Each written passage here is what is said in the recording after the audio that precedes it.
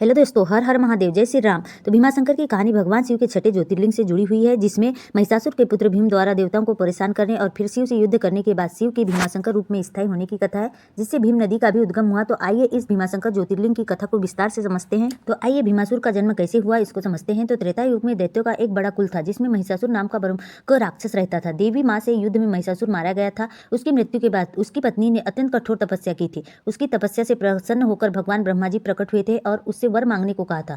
तो उसकी पत्नी ने वर मांगा कि मुझे ऐसा पुत्र प्राप्त हो जो अतुलनीय शक्ति वाला हो, जिससे कोई युद्ध में न जीत सके। ब्रह्मा जी ने उसे वरदान दे दिया। इसी वरदान के कारण कुछ समय बाद एक अत्यंत शक्तिशाली पुत्र उत्पन्न हुआ, जिसका नाम रखा गया भीमा। तो यही आगे चलकर भीमासुर के नाम से प्रसिद्ध हुआ। जन्म के समय से ही वह साधारण नहीं था। उसका शरीर विशालकाय था और उसकी शक्ति अनंत थी और उसका स्वभाव अत्यंत उग्र था, मतलब राक्षसों वाली पूरी प्रवृत्ति थी। माता ने अपने पुत्र को दैत्यों का परिचय देते हुए कहा कि वह असुर कुल में जन्मा है और उसके पिता महान योद्धा महिषासुर थे। यह सुनते ही भीम का अहंकार और बढ़ गया। समय के साथ साथ उसकी शक्ति इतनी बढ़ गई कि वह हर नगर, हर राज्य और हर क्षेत्र को जीतने लगा। जब भी पहुंचा वहां उसका आतंक फैल गया। वही ऋषि मुनियों की तपस्या स्थलों में भी विघ्न डालता था, देव पूजा रोकता और धर्म का विनाश करता था। उसका अहंकार इतना बढ़ गया कि उसने देवताओं को भी युद्ध के लिए ललकारा था, जिसमें इंद्र ने युद्ध का प्रयास किया, किंतु असुर की शक्ति से पराजित हो गए।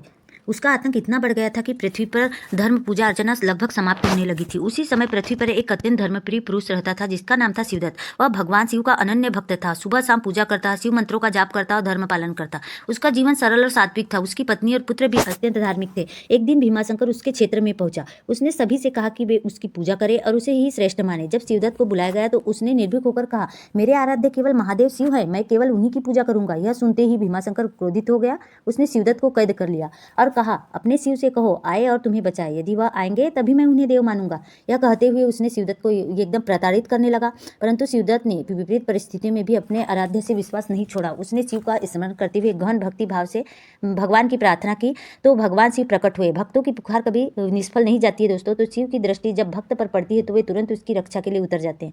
शिवदत्त की प्रार्थना सुनकर भगवान शिव सह्याद्री पर्वत की ओर प्रकट हुए। उनकी जटाओं से ज्योति निकली रही थी, नेत्र लाल थे और शरीर गौर चमकता हुआ था। उनके साथ गण नदी और देवता भी थे। भीमाशंकर ने शिव को देखा और हंसते हुए उनसे युद्ध की चुनौती दे दी। उसने गर्व के साथ कहा, यदि तुम सच में देव हो तो मुझसे युद्ध में परास्त होकर बताओ। भगवान शिव ने बड़े ही शांत स्वर में कहा, अहंकार हर जीव के विनाश का कारण बनता है। यदि तुम धर्म का मार्ग अपना ले तो जीवन सफल हो जाएगा। परंतु दैत्य रुकने वाला नहीं था। उनके बीच घोर युद्ध हुआ। असुर ने पर्वत उठाकर फेंका। महादेव ने भी उसे त्रिशूल से चूर चूर कर दिया। भीमासुर बिजली की गति से दौड़ता तो शिव तांडव मुद्रा में प्रहार करते। युद्ध कई दिनों तक चला। अंत में भीमासुर अपनी अंतिम शक्ति लगाकर शिव पर वार करने लगा। शिव ने तांडव रूप धारण किया और एक ही प्रचंड त्रिशूल प्रहार से उसका अंत कर दिया। असुर वहीं गिर पड़ा। पूरा ब्रह्मांड शांत हो गया। देवताओं ने फूलों की वर्षा की। सभी दिशाएं मंगल ध्वनि से भर उठी और युद्ध के बाद शिवदत्त मुक्त हुए। उन्होंने भगवान शिव की स्तुति की और उनसे निवेदन किया, हे देवादिदेव महादेव, आप यहीं विराजे ताकि हम सदा आपकी उपासना कर सके।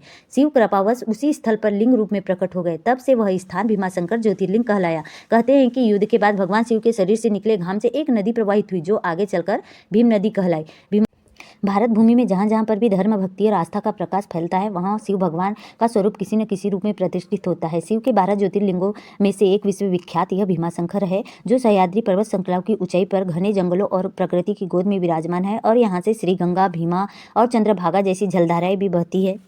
So friends, thanks for watching this story. तो लाइक, शेयर और सब्सक्राइब।